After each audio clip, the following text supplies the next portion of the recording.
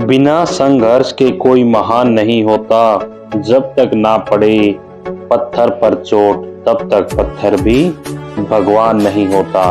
राम राम साथियों, मैं शोक साहू आप सबका आपके अपने YouTube चैनल पर हार्दिक अभिनंदन करता हूं, स्वागत करता हूं। जैसा कि आपको पता है कि आपके एग्जाम नजदीक आ गए हैं, तो उसके अंदर जो है आपको लास्ट टाइम पर वही चीजें करनी होंगी जो आपको एग्जाम में फायदा दिलाएं। तो इसी उम्मीद के साथ मैं आपके लिए सीरीज लेकर के आ रखा हूं, ताकि आप जब भी इस सीरीज को करें तो आपको ये महसूस हो कि हाँ, सेम टू सेम क्वेश्चन हमें एग्जाम में देखने को मिलेंगे। तो ऑलरेडी हमने जो है काफी क्लासेस कर ली हैं, तो जिन स्टूडेंट्स ने वो क्लासेस ना देखी हो वो जा करके देख ले। बाकी सारे इस क्लास में आ जाएं और हम आज की क्लास स्टार्ट करते हैं।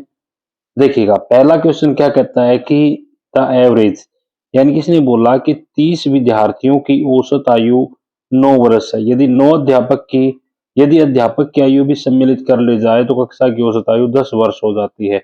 कहने का मतलब क्या है, मैं आपको थोड़ा समझा देता हूँ। क्वेश्चन कह रहा है कि कोई 9 विद्यार्थियों की, सॉरी 30 विद्यार्थियों की क्लास थी, जैसी क्लास है, इसमें 30 विद्यार्थी हैं।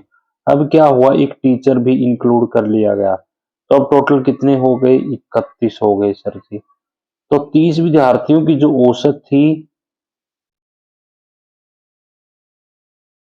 वो कितनी दे रखी थी, 9 वर्ष दे रखी थी। अब जब 31 हो गए तो औसत आयु कितने वर्ष हो गई, अब औसत आयु 10 वर्ष हो गई। तो देखिए, सिंपली इसको निकालने के जो है अलग अलग तरीके हैं।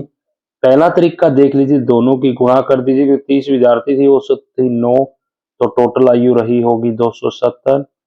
बट अगर मैं कहता हूं कि 31 विद्यार्थी है, औसत हो गई 10, तो यानी कि टोटल जो आयु रही होगी 310 रही होगी। दोनों का अंतर ले लीजिए, जब आप अंतर लोगे तो अंतर आएगा 40। तो जो टीचर है बीच में, इसकी आयु कितनी आ गई, 40 वर्ष आ गए। उम्मीद करता हूं आपको एक तरीका समझ आया होगा। दूसरा क्या हो सकता है, आपको जस्ट थोड़ा सोचना है। सोचना कैसे कि सर 30 की औसत आयु थी 9 वर्ष, बट एक टीचर आया 31 हो गए, तो अभी जो औसत आयु है वो कितनी हो गई। देखिएगा, अगर टीचर आने के बाद औसत आयु 10 वर्ष हुई है, तो हर एक जो पहले वाला 30 स्टूडेंट रहा होगा, यानी कि पहले वाले जो 30 बच्चे रहे हैं हमारे पास, उनमें भी क्या होया होगा भाई, एक एक विद्यार्थी बढ़ गया होगा।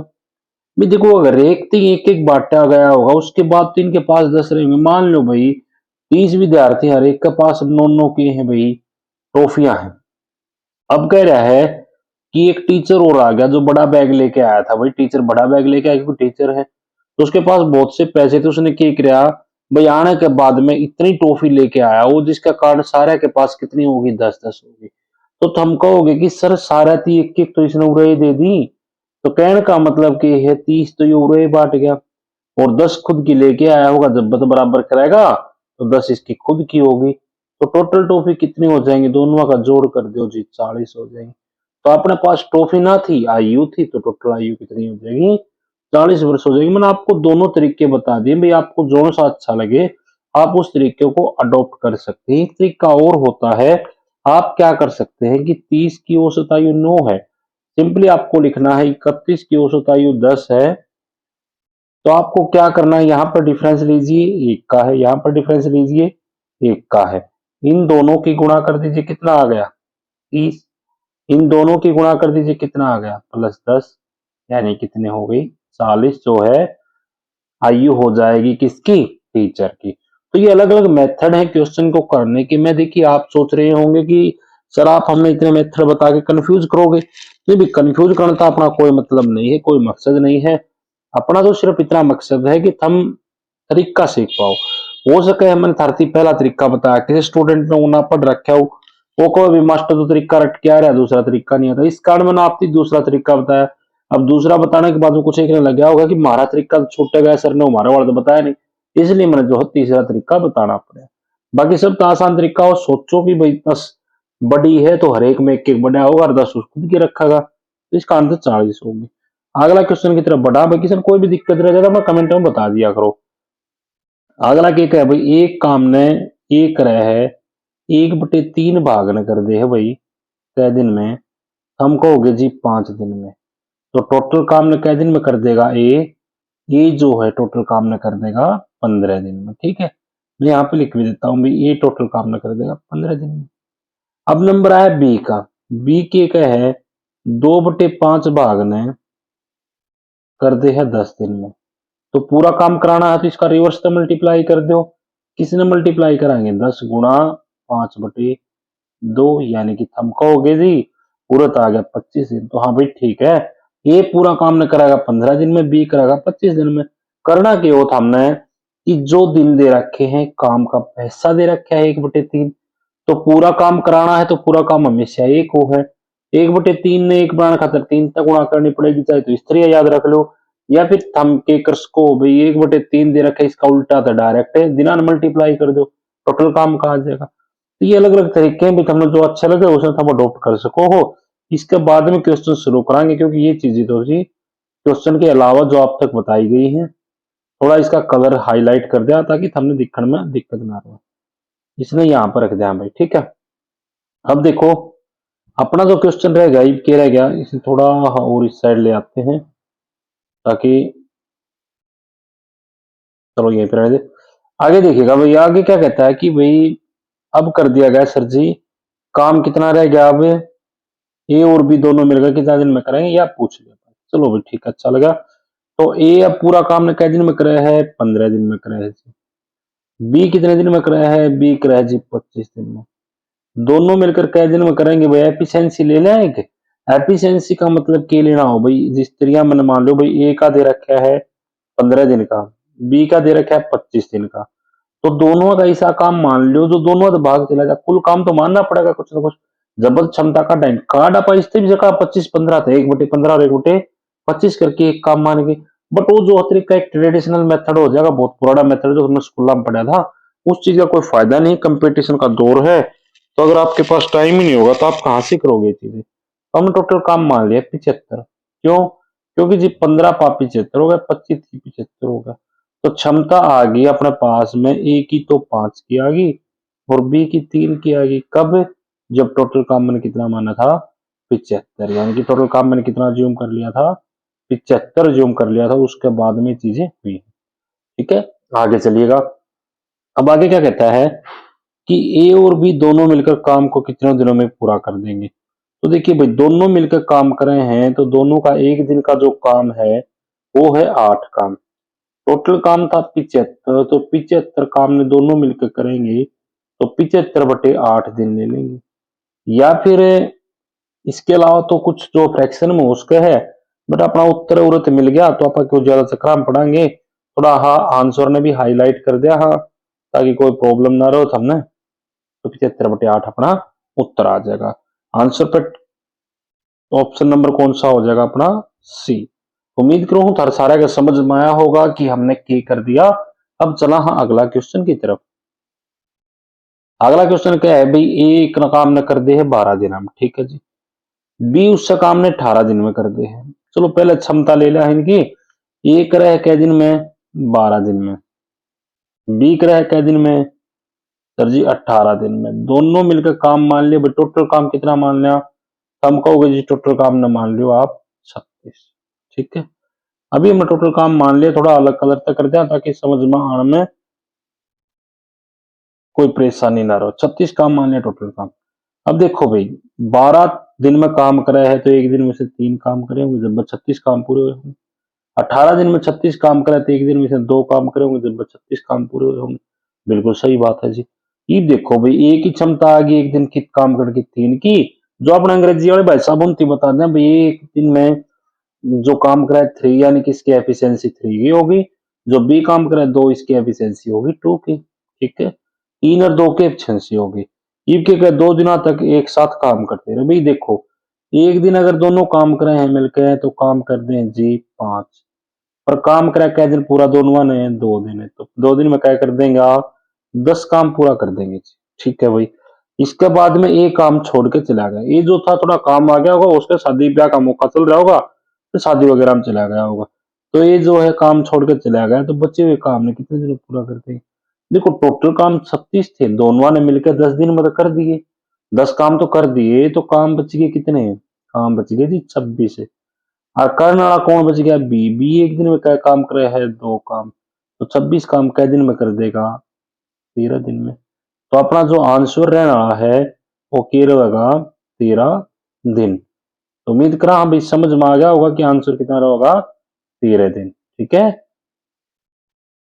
अगला क्वेश्चन देखो भाई, अगला क्वेश्चन क्या कहने लग रहा है? जब आप अगला क्वेश्चन में पढ़ाएंगे तो भाई क्वेश्चन कहने लग रहा है कि एक व्यक्ति अपने वेतन का 12.5%। तो तुमने एक चीज बता दी पहले, मैं 12.5% में सोल्व करते हैं पहला कि देखो भाई आपा लिखा 12.5%। परसेंट का मतलब तो हम कहोगे जी बटे में क्या करना पड़ेगा? 100 करना पड़ेगा। पॉइंट हटाने खातर क्या करना पड़ेगा जी? एक जीरो और लगानी पड़ेगी।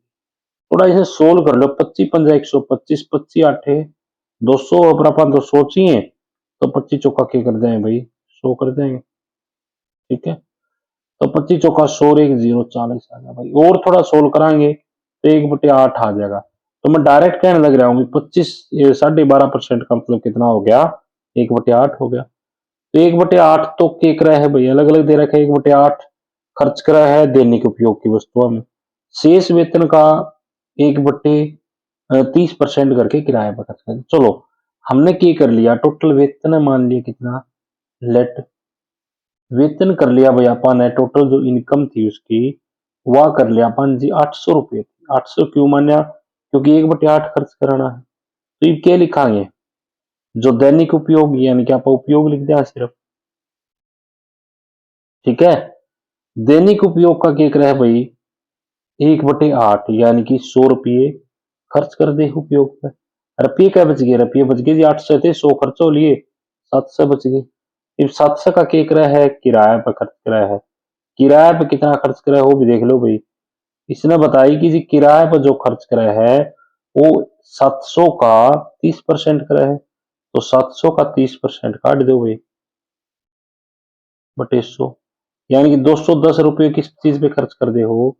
किराए पे खर्च कर दे हैं। इवन का इसके बाद में भी उसके पास कितने बच गए? 2940 बच गए भाई। तो यहाँ तक अगर समझ आ गया हो तो ठीक है भाई। इसको थोड़ा शॉर्ट करना पड़ेगा अपने को, क्योंकि शॉर्ट के बगैर जो अपना क्वेश्चन नहीं आएगा यहाँ पर। ठीक है। तो इसको थोड़ा साइड में रख देते हैं और थोड़ा कलर भी अलग कर देते हैं ताकि आपको समझने में परेशानी ना हो। ये चीजें हमने सोल्व कर ली भाई। इसके बाद में देखो जी अपने पास में थे टोटल 800 रुपये। 100 तो रुपये उरे खर्च हो गए और 210 उरे खर्च हो गए। टोटल थे 800 रुपये। 310 तो खर्च हो गए, 210 और 100 310 रुपये बच गए जी कितने? 90। तो ये बच गए 400 हो गए, 490। 490 रुपये बच गए जी। पर 490 नहीं बचने चाहिए थे भाई, 2940 रुपये बचने चाहिए। चलो जी ठीक है। ये 2940, 490 की वैल्यू 2940 है। एक की वैल्यू काट डालेंगे तो क्या कराएंगे? 490 के भाग दे देंगे। वैल्यू किसकी काटनी है? 800 की, क्योंकि टोटल वेतन तो 800 ही मान रखे हैं। सोल्व कराएंगे भाई। जीरो तो जीरो गई, 7 तक काट दो भाई। 7 तक काटांगे, 7 चौक 28 और एक 14, 7 दूनी 14, जीरो 7 से 7 आ गया। ठीक। थोड़ा और सोल्व कर लियो भाई इसने जो है अपना, यानी कि 2940 रुपये इसके बाद में उसके पास बचे, क्योंकि 100 रुपये उरे खर्च कर दिए। थोड़ा एक बार फिर देखना स्टेटमेंट में कहीं गड़बड़ नहीं रही। Man spend 12.5% of his salary on item of daily uses. ठीक है। 12.5% का मतलब 1/8 हो गया। अपन ने क्या 100 रुपये डेली यूजेस में खर्च कर दिए। Remainder 30% of the remainder. Remainder कितना रह गया था? 700। 700 का 30% 210 जो है हाउस रेंट पे खर्च कर दिया। After that he is left with 2940 रुपये। यानी कि उसके बाद में उसके पास कितने बच गए? 310 तो खर्च कर चुका, 490 बच गए। अभी तो 800 बनेंगे टोटल। उसके पास जो है 2940 बचे, यानी कि 490 की जो वैल्यू है 2940 थी और हमने भाग दे दिया 7 7 49, 7 चौक 28। ये गलती होगी ना यहाँ पर। 7 चौक 28, 7 दूनी 14, जीरो 7 से फिर काट दो भाई। 7 6 42, 60 आ गया। उत्तर की आ गया 60 गुना, क्योंकि देखो भाई 60 तो मेरे पास में कड़क बच गया, उड़ते बच गया जी। 80 तो यो बच गया, 60 यो बच गया। 60 की 80 की गुणा करोगे तो कितना आ जाएगा? 4800। तो 4800 रुपये की था उसका मासिक वेतन था। उम्मीद करूं थारे समझ में आया होगा। थोड़ा रिपीट कर दूं भाई, मैंने क्वेश्चन में क्या करा देखो कि मन्ने की पता लग गया भाई 12.5% का मतलब वो 1/8। देखो पता था मेरे को तो भाई 1/8 पर थारती समझाने खातर मैंने अलग अलग एक्सप्लेन कर दिया कि 1/8 क्यों है। तो 1/8 हो है 12.5% कम तो मैं कुछ भी मान सकूं था इनकम पर मैं 8 से ही क्यों मानी, क्योंकि जी 8 यहाँ पे था तो पता लगने लग रहा था 1 रुपये खर्च कराया उसने। तो अगर 8 रुपये इनकम होती थी 1 खर्च कर देता, पर अपन 800 मान ली ताकि 1 खर्च करा दे। कितना रुपये खर्च कर दिया उसने डेली उपयोग की चीजें हमें 100 रुपये। ईद के क्या है जो बाकी बच गया, देखो 8 से इनकम थी 100 रुपये खर्च कर दिए, बाकी बच गए 7 से का 30% उसने किराया दे दिया। 7 से का 30% का मतलब 210 हो गया, 210 जी उसने किराया दे दिया। अब देखो डेली उपयोग में 100 खर्च कर दिया, 210 किराया दे दिया, 310 तो खर्च कर चुके। 8,000 रुपये कमाई थी, 310 खर्च कर दिए, तो कितने बच गए? 490 बच गए जी। पर क्वेश्चन क्या है कि भाई उसने 490 ना बचे उसके पास में तो 2940 रुपया बचे हैं। तो 490 की वैल्यू 2940 थी। थोड़ा और सोल्व कराएंगे तो अपन वैल्यू चाहिए किसकी? इनकम की। तो इनकम 8 से मान रखी, गुणा 8 से कर देंगे, इनकम आ गया 800 रुपये। उम्मीद करूं तारे समझ में आ गया होगा। अगर नहीं समझ आओ तो कमेंट बॉक्स में कमेंट करके पूछ सको, या फिर अपना डिस्क्रिप्शन में व्हाट्सएप ग्रुप का लिंक दे रखा है उसमें ज्वाइन कर सको हो और वहां पर भी पूछ सकते हो। चलिए अगला क्वेश्चन देख लीजिए भाई। एक लड़के से किसी संख्या को 25 से गुणा करने के लिए कहा गया भाई। कोई लड़का था उसको बोला गया कि जी आप एक संख्या ने 25 से गुणा करते हो, चलो ठीक है, लेकिन वह संख्या को 52 से गुणा करते। तो मान लो भाई वो संख्या थी कितनी, मान लिया एक्स, मान लिया एक्स उसने गुणा करनी थी, कितना थे 25 थे। उसने क्या किया, एक्स को किससे गुणा कर दिया? 52 से गुणा कर दिया। ठीक है, ये क्या है उसका उत्तर सही उत्तर से 324 ज्यादा आ गया। या जो वैल्यू आई है ना, या गलत गुणा करने पे या सही वाली गुणा तो कितनी ज्यादा है? 324। तो कहने का मतलब कि क्वेश्चन के कहना चाह है कि 52x घटा 25x बराबर है 324। 25 7 32 और 20 52, 27x की वैल्यू 324 है। तो x की जो वैल्यू होगी वो कितनी आ जाएगी? देख लो x की वैल्यू निकाल दें। हाँ, x की जो वैल्यू रहेगी वो आ जाएगी 27 से भागे 27 कम 27 5 32 27 पंजे, तो 27 2 54। पंजे कहाँ से आ गया ये पंजे? देखिएगा 27 कम 27 5 54, यानी कि 27 दूनी 54। तो आंसर क्या आ गया? x की वैल्यू मेरे पास आ गई 12, जो कि ऑप्शन नंबर कौन सा है?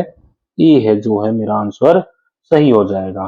तो देखो भाई दोबारा रिपीट कर दी हूँ कि पूछा था भाई, कोई स्टूडेंट था जिसकी कही गई जी आपने गुणा करने है संख्या ने 25 थे। वो छोरा थोड़ा बिजी रहा करता, हो सका है भाई क्लास में लड़की बैठी उन्हें देखने में बिजी हो, या फिर हो सका है कि वो किसी और शादी के ख्याल में खोता हो। ये अलग अलग चीजें हो सके, वो ख्याल में खो रहा था तो उसका ध्यान नहीं था, उसने गलती से 52 तो गुणा कर दी। मास्टर के पास में गया जी देखो जी मैंने गुणा कर दी। मास्टर ने उसका 2 तो मारे, रेप पटर बोला भाई तो 324 ज्यादा लिया है, तो क्या किया तूने?